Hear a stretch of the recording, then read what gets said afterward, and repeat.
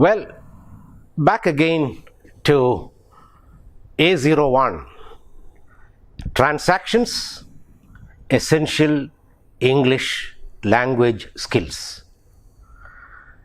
Last time we were talking about, if you remember, stress in English.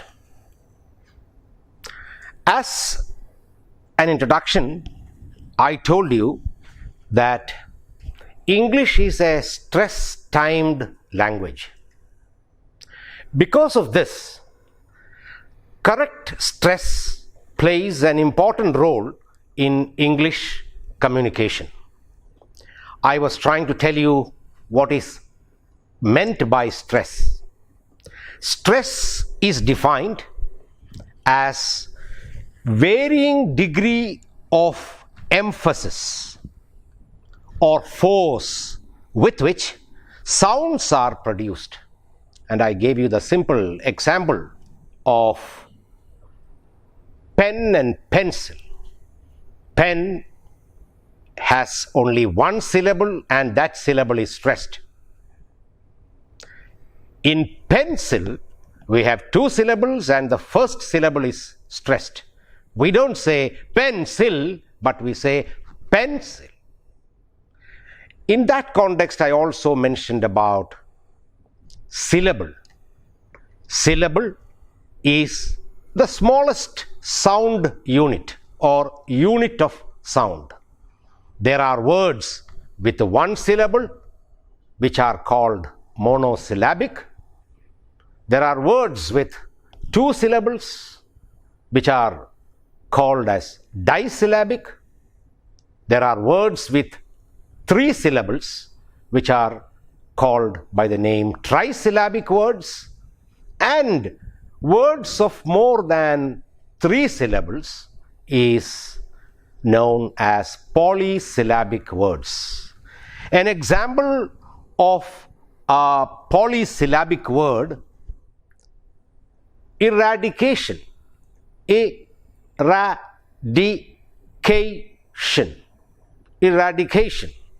That has five syllables. It is a polysyllabic word. Now,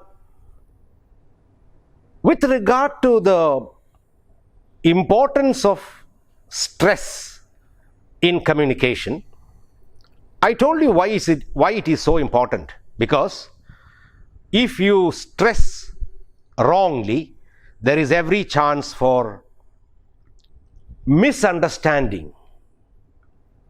Number two, there is wrong stress can be a barrier to communication. And thirdly, if you don't stress correctly, it can change the grammatic function of the word or grammatical function of the word. Say, for example, depending on the stress you use, a word like project can change its grammatical meaning, a grammatical function. That is, project, when you stress on the first syllable, it is either a noun or an adjective, and if it is stressed on the second syllable, project, the word functions as a verb. This is why I told you wrong stress may change the grammatical function of the word. Now, last time I tried to give you some common rules regarding where to use the stress or where to stress. The perfect way of knowing the correct stress is by referring to a standard dictionary. In the standard dictionary, there will be a small oblique line on the syllable which is stressed. It is from that you understand in a particular word which syllable is stressed. But there are some common rules. Say, for example, the first one I told you, say words with the same spelling having different grammatical functions. I gave you an example in the last class, that is the word conduct, conduct. Conduct. But when it which is a noun or an adjective, when it comes to conduct, the second syllable stress, it becomes a verb. Now the second rule is that words with weak prefixes are letters we use in front of a word. In front is called prefix, and what comes after the root word is called the suffix. Prefix and suffix. Now, words with weak prefixes, the stress is on the root word. I'll give you 3 examples. For example, in a word like below, below, the stress is on the second syllable, that is not on be but low, below. In the same way, we have in a word like reduce, re is a prefix, so that is not stressed. The stress falls on reduce. In the same way, in a word like above, above, the first syllable is a, which is not stressed. Bow is stressed, and so the word is pronounced as above. That is one rule. The second one, the third one perhaps, first one is same word, same spelling, but functions, grammatical function changes. Second one, weak prefixes. Third one is words ending in ION. You know, you are familiar with so many words which ends in ION. Here, the rule is that the stress falls on the penultimate syllable. What is penultimate? Penultimate is the syllable just before the last. In words ending in ION, the stress is on the penultimate syllable. Example, in a word like application, the word ends with ION. The syllable just before the last one is K. Application. See, the stress is on the penultimate syllable. Application. You got it? Application. Similar examples would be like a word like education. It ends in ION. The syllable just before the last penultimate is K. So we pronounce the word education as education. Education. In the same way, in a word like, in a disyllabic word like ration, ration. Now, there are only 2 syllables and the word ends in ION, so the stress falls on the penultimate syllable, that is ray, so the word is pronounced as ration. The fourth rule, words ending in IC. Words ending in IC, ICAL, ICALLY, IAL, IALLY, all these, IAN, etc. In all these words, the stressed syllable is the preceding syllable to the suffix. That is, in words that end in IC, ICAL, ICALLY, IAL, IALLY, I-O, I-A-N, etc., the stress is on the syllable preceding the suffix. It will be clear when I give you a few examples, like in a word like E-L-E-C-T-R-I-C, electric, electric, the word ends in I-C. The word ends in IC. So, IC is a suffix. So, the stress falls on the syllable just before the suffix. That is, in the word electric, the stress is on electric. Electric. There are 3 syllables there. Electric. And it is on the second syllable, electric. Similarly, in a word like P-O-L-I-T-I-C-A-L, it ends in I-C-A-L, ical. So, the stress is on the syllable which is preceding the suffix. So, it becomes political, political, political, political. In a word like artificial, it ends in I-A-L, I-C-I-A-L. The stress falls on the syllable preceding the suffix, and then the word is pronounced as artificial, artificial, artificial. So, that is the rule. That is, words that end in I-O-N, I-C, I-C, I-C-A-L, I-C-A-L-L-Y, I-A-L, I-A-L-L-Y, etc. The stress is on the syllable preceding the suffix.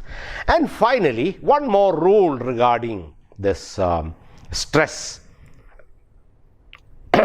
in English speaking.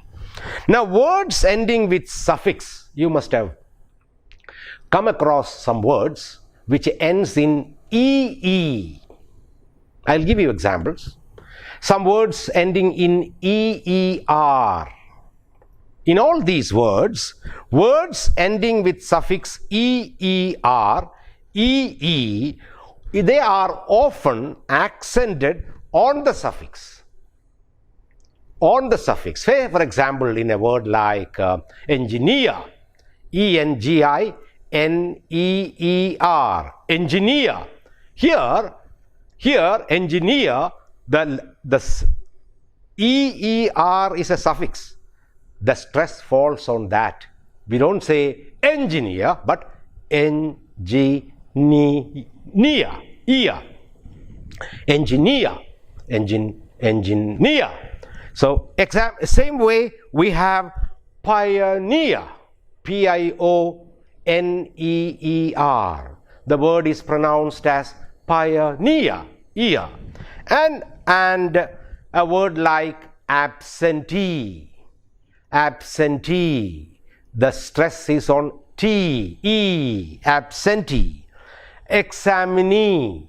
All these are examples of some of the examples of some rules regarding the stress in English. Now, boys and girls, you must have an idea about the importance of stress because it comes under pronunciation. That is, we were talking about that A01,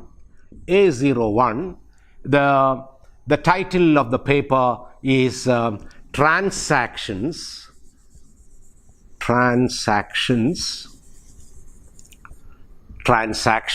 The subtitle is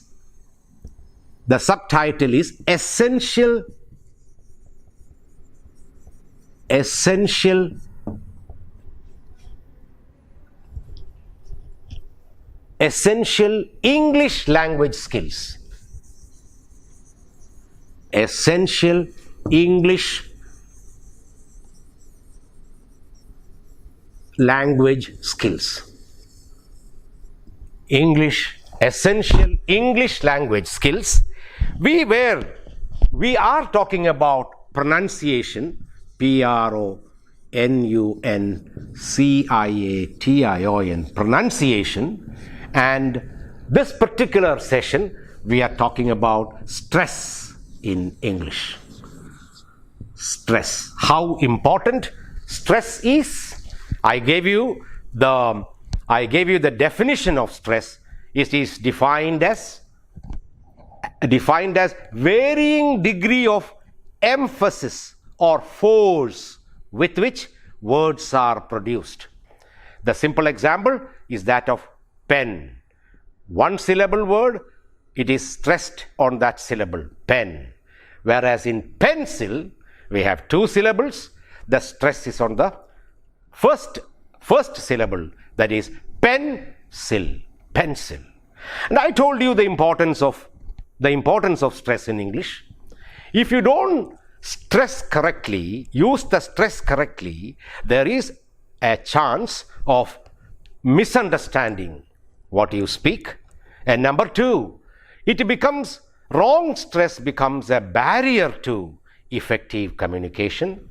And thirdly, it changes the grammatical function. Say, for example, you remember the word conduct and conduct. Conduct is either a noun, if it is in the first syllable, is either a noun or adjective, and when it comes to conduct, it becomes a verb. And also I gave you some common rules regarding the correct use of stress, that is in words with weak prefixes, the stress is on the root word. Then words ending in ion, the stress is on the penultimate, just before the last, penultimate syllable. Words that end in IC, IAL, etc., stress is on the syllable preceding the suffix. And finally, words ending with suffix E, ER and EE, the stress is normally on the suffix itself. For example, pioneer. Another example would be engineer. In the next session, I am going to start with the last part of this module, pronunciation. The module pronunciation. In the next session, I will be dealing with the last part of the module on pronunciation. Now, meanwhile, I would like you to refer to a book, a textbook which is published for this A01. The title of the book is Transactions, and subtitle is Essential English Language Skills. And in that, the first module you will see as pronunciation. And all this time, all these last 5 or 6 sessions, we were talking about different aspects of this particular module, namely pronunciation. Till I see you for the next session, keep well. Thank you.